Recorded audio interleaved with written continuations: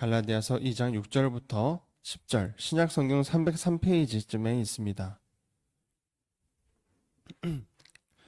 303페이지쯤에 있습니다. 갈라디아서 2장 6절부터 10절. 제가 먼저 6절 읽으면서 함께 교독하도록 하겠습니다. 유력하다는 이들 중에 본래 어떤 이들이든지 내게 상관이 없으며 하나님은 사람을 외모로 취하지 아니하시나니 저 유력한 이들은 내게 의무를 더하여 준 것이 없고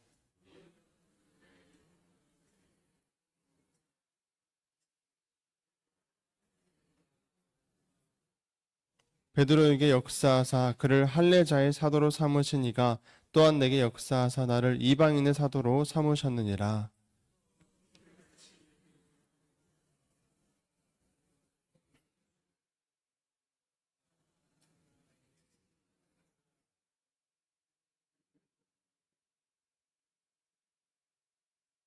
함께 읽겠습니다.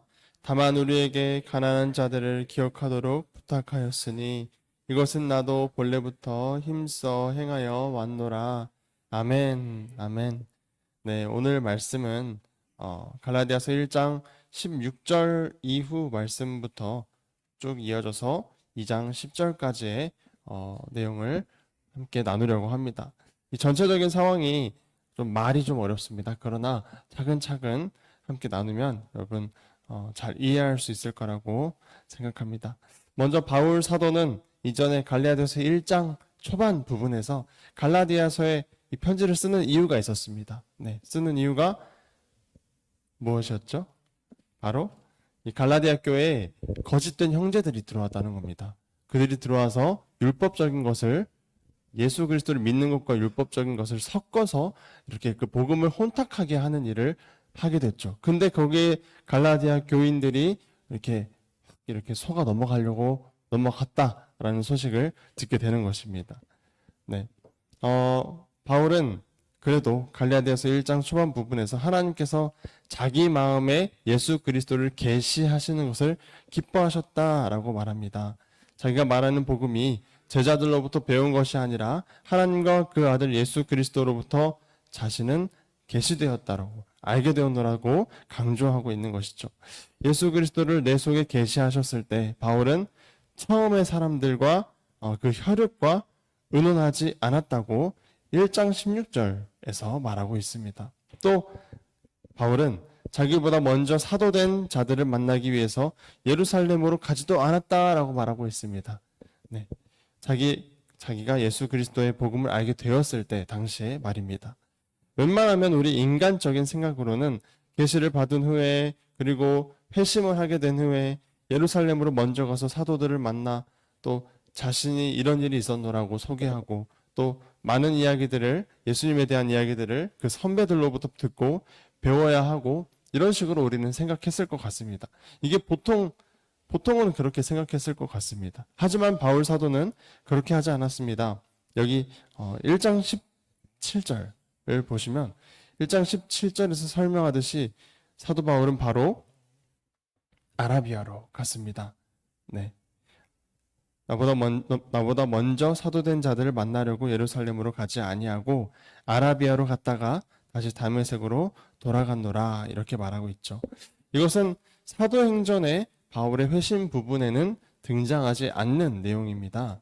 그러나 갈라디아서에서 바울은 유일하게 자신의 회심 이후 그 행보가 어땠는지를 여기서 유일하게 알려주고 있습니다. 또 이어서 1장 18절에 보시면 그 후 3년 만에 라는 말을 하고 있습니다. 그 후 3년 만에 라는 것은 회심 후 3년입니다. 그렇다면 바울은 아라비아에서 거의 3년을 보낸 셈입니다. 바울 사도는 더 나아가서 자신이 어떻게 다른 사도들과 접촉을 하였는가, 만나게 되었는가, 이거를 설명합니다. 오늘 말씀은 결국 바울 자신이 다른 사도들로부터 복음을 배우거나 들어서 전한 것이 아님을 또 한 번 증명하고 있는 내용입니다. 그걸 증명하기 위해 예루살렘을 2차례 방문했다라는 것을 오늘 말씀의 내용에서 말씀드리겠습니다. 먼저 1차 방문은 바울의 회심 후 3년이 되었을 때 이루어졌습니다. 이 방문은 사도행전 9장 26절부터 30절과 이렇게 똑같은 내용입니다. 네. 갈라디아서 1장 18절에서 바울 사도는 게바를 방문하려고라고 말하며 예루살렘 방문 목적을 말해줍니다. 회심한 지 3년이 되어서야 베드로를 찾아가는 이유는 복음에 대해서 배우기 위해서가 아니라 자신의 복음을 확인하기 위해서 게바를 찾아갔다라고 말합니다. 그러기에 이 방문은 15일 정도로 짧은 기간에 이루어집니다. 그리고 이 방문 기간 동안 바울은 예루살렘에서 복음을 전하는 것을 멈추지 않았습니다. 첫 번째 방문에서 바울 사도는 오직 베드로와 또 예수님의 형제 야고보만을 만납니다. 베드로는 사도 중에서 리더격이었고 야고보는 예루살렘 교회의 대표였습니다. 이 방문을 마치고 바울 사도는 수리아와 길리기아 지방으로 갑니다. 사도행전 9장 30절에서도 이 방문을 마치고 바울이 가이사랴로 해서 다소로 갔다라고 하는데 이는 같은 방향으로 이동한 경로입니다. 또 이어서 바울 사도가 갈라디아서 1장 22절, 갈라디아서 1장 22절과 24절에서 말하는 것은 쉽게 말해서 유대 지역 교회들이 바울 사도의 얼굴은 알지 못하고 소식으로만 알고 있었습니다. 어떤 바울이라는 사람이 교회를 핍박하고 복음을 파괴하던 사람이 이제는 그 복음을 전한다는 것을 알고는 있었는데 이제 직접 바울의 얼굴을 보고 바울을 만나서 그가 복음 전도자가 된 것을 확인하고 하나님께 영광을 돌렸다라는 내용이 나오고 있습니다. 예루살렘과 유대에서도 바울의 복음, 그의 복음 사역은 이미 인정되었음을 보여주고 있는 내용입니다. 결국 이 1차 방문에 대한 설명을 통해서 바울 사도가 갈라디아 교인들에게 말하고자 하는 것은 자신이 베드로나 야고보로부터 복음을 배우지 않았다는 것입니다. 그리고 예루살렘 2차 방문은 훌쩍 시간이 지나 14년 뒤에 이루어집니다. 14년 뒤. 이 시간대와 같은 상황은 사도행전 11장 28절로 30절에 있는 내용과도 같은 내용입니다. 사도행전 11장 28절부터 30절의 내용을 잠깐 읽어드리자면 28절입니다. 그 후에 아가보라 하는 한 사람이 일어나 성령으로 말하되 천하의 큰 흉년이 들리라 하더니 글라우디오 때에 그렇게 되니라. 제자들이 각각 그 힘대로 유대에 사는 형제들에게 부조를 보내기로 작정하고 이를 실행하여 바나바와 사울의 손으로 장로들에게 보내니라. 이 내용이 바로 사도행전 11장의 28절과 30절까지의 내용입니다. 이때 바울 사도는 그의 동역자인 바나바와 함께 또 이방인 제자 디도와 함께 예루살렘으로 14년 만에 가게 됩니다. 본문 갈라디아서 2장 2절에서는 바울은 계시를 인하여 예루살렘에 올라갔다라고 말합니다. 근데 이 계시는 방금 읽은 사도행전 28절 내용인 아가보라는 선지자가 있었습니다. 이 선지자가 예루살렘에서 예언을 한 겁니다. 예루살렘에 있다가 바울이 있는 안디옥으로 와서 이 선지자가 예언을 한 겁니다. 예언하기를 천하의 흉년이 들 것이라 라는 예언을 합니다. 그래서 이 예언을 따라서 이 예언은 예루살렘 지역과 팔레스타인 지역에 큰 흉년이 들 것이다 라는 내용입니다. 그래서 바울 사도가 이 예언을 따라서 안디옥 교회가 모금을 하여 예루살렘 교회로 전해주고자 지금 바나바와 바울과 디도가 예루살렘으로 방문하게 되는 것입니다. 자, 이런 내용들이 갈라디아서 2장 10절에서도 나타납니다. 2장 10절에 보시면 바울과 바나바가 일을 마치고 돌아갈 때에 야고보와 게바와 요한은 바울과 바나바에게 예루살렘의 가난한 자들을 도와주라라고 기억해주라라고 부탁을 하였습니다. 이 특별한 부탁을 받은 바 있기 때문에 바울 사도는 그의 전도 여행에서 지속적으로 예루살렘 교회를 위해 모금을 하는 모습들이 보여집니다. 이렇게 제2차 예루살렘 방문을 하는 동안 바울 사도가 한 일이 또 하나 있습니다. 갈라디아서 2장 2절로 다시 돌아오시면 제가 읽겠습니다. 계시를 따라 올라가 내가 이방 가운데서 전파하는 복음을 그들에게 제시하되 유력한 자들에게 사사로이 한 것은 내가 다름질하는 것이나 다름질한 것이 헛되지 않게 하려 함이라. 바로 유력한 자들에게 자기가 전하고 가르치는 복음에 대해서 말을 하였다라는 것입니다. 그 내용을 나누었다. 자신이 잘 전하고 있는지 그것이 맞는지 확인하기 위해서였습니다. 여기서 유력한 자들이라 함은 2장 9절에 나오는 야고보, 게바, 요한입니다.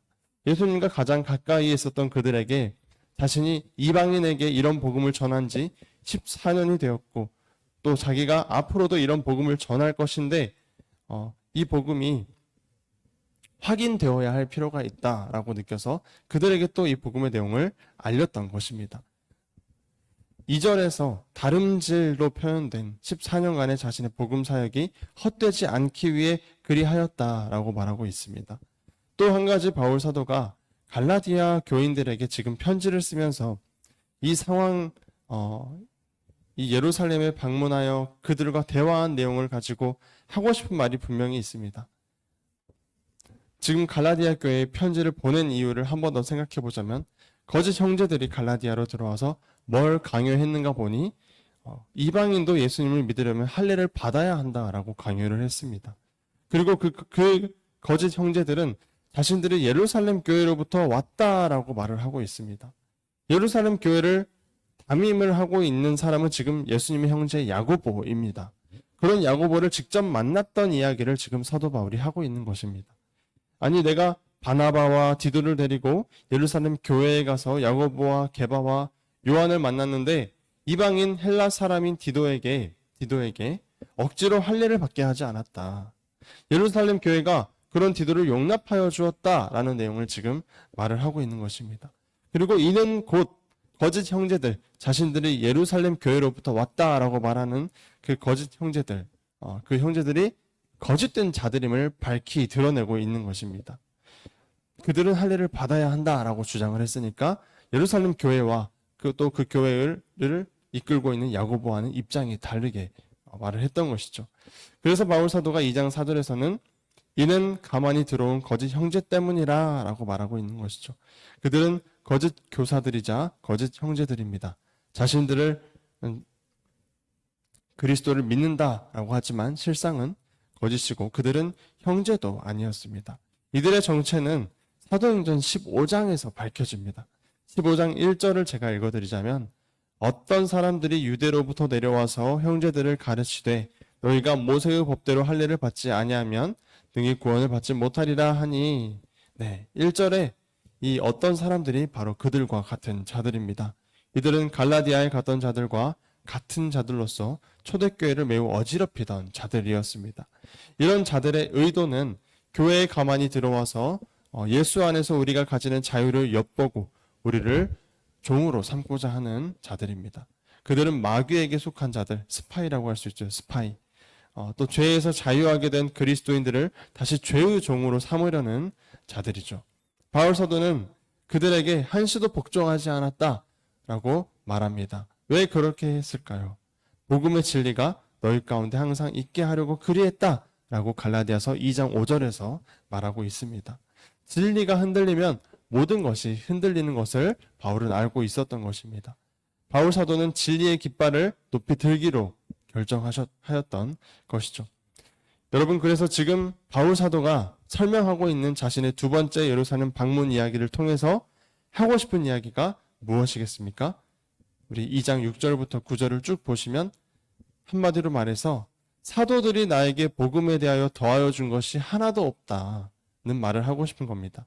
6절의 내용을 갈라디아 2장 6절의 내용을 보시면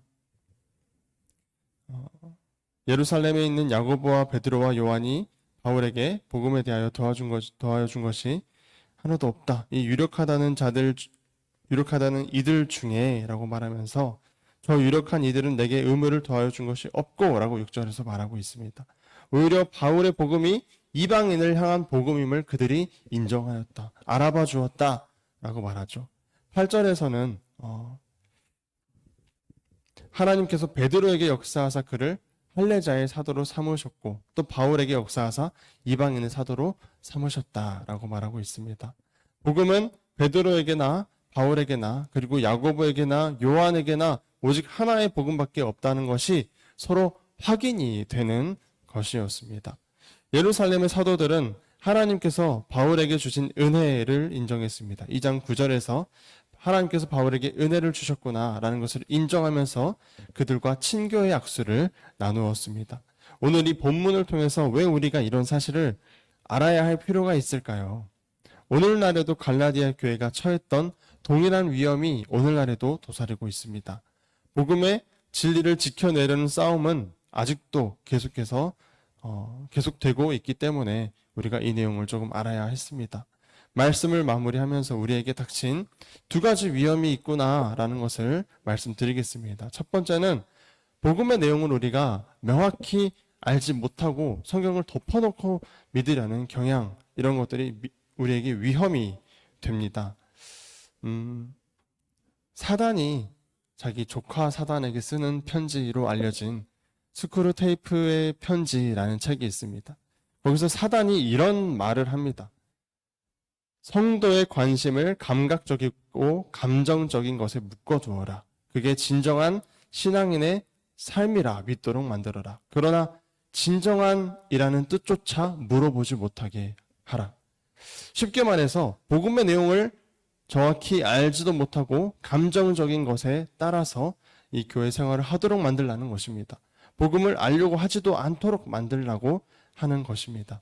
그래서 성경에서는 하나님을 알지 못하는, 하나님을 알지 못해 망하는 자들이 많이 나오는 것이고, 또 예수 그리스도는 우리에게 무엇보다 가장 먼저 하나님의 뜻을 구하라 라고 강조하신 것입니다. 두 번째 위협은 복음의 내용을 타협하는 것입니다. 사도 바울에게 직접 복음의 가르침을 받은 갈라디아 교인들이 그토록 빠르게 그 복음의 진리로부터 떠나 타협하게 되었습니다. 우리도 복음을 정확히 알아야 타협하지 않을 수 있습니다. 복음의 핵심 중에 핵심인 믿음으로 말미암아 의롭다함을 받는다. 이 내용을 우리는 계속해서 우리 마음에 잘 새겨야 할 것입니다. 이 복음이 그저 지식으로 남아 있으면 안 되고 우리 마음에서 바르게 이해되고 깨달아지도록 우리는 또 주님께 구해야 할 것이고요. 그리하여 그 복음을 힘입어 우리가 살아가게 되기를 바랍니다. 우리가 온전한 복음 안에서 흔들리지 아니하고 든든하게 단단하게 그 기초가 올바르게 서게 되는 오늘이 되기를 소망합니다. 기도하겠습니다.